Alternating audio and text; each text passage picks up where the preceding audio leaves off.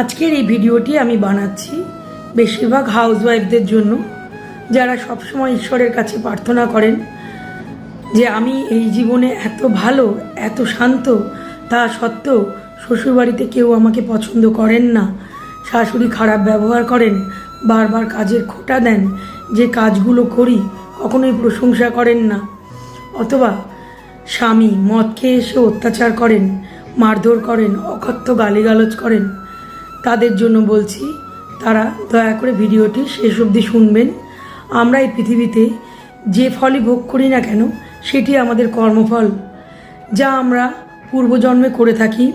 আমাদের অনেকগুলো পূর্বজন্ম থাকে, কোনো না কোনো পূর্বজন্মে এই মানুষগুলির সাথে আমরা যে ব্যবহার করি, এই জন্মে আমাদের সেটি ফল হিসাবে আমরা পেয়ে থাকি। তবে এটি শেষ কথা নয়, একটি রিলেশনশিপের সুন্দর হিলিং আমি আজ আপনাদের বলে দিচ্ছি। যিনি আপনার সাথে সবথেকে বেশি খারাপ ব্যবহার করেন এবং আপনি চান এই সম্পর্কটা টিকিয়ে রাখতে, ভালো করতে, কার্মিক ব্যালেন্স করতে, তাহলে সামনে তার ছবিটি চোখ বন্ধ করে একবার চিন্তা করবেন। চিন্তা করার পরে নিজের দুই হাত নিজের বুকের উপরে রাখবেন। রাখার পরে শান্তভাবে 2-3 বার ভালোভাবে ডিপ ব্রিদ আউট করবেন, অর্থাৎ গভীরভাবে নিঃশ্বাস নেবেন এবং ছাড়বেন।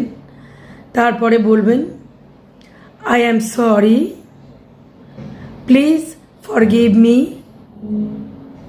Thank you and I love you.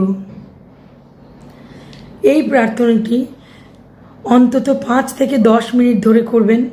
ভাবার সময় আপনি চিন্তা করবেন সেই লোকটির বা সেই মায়ের আপনি পা চেপে ধরেছেন, ক্ষমা প্রার্থনা করছেন যে আমি যা কিছুই করেছি তার জন্য প্লিজ আমাকে ক্ষমা করে দিও, আমি তোমাকে ভালোবাসি, আর তুমি এর বিনিময়ে আমার জন্য যা করেছো তার জন্য থ্যাংক ইউ সো মাচ।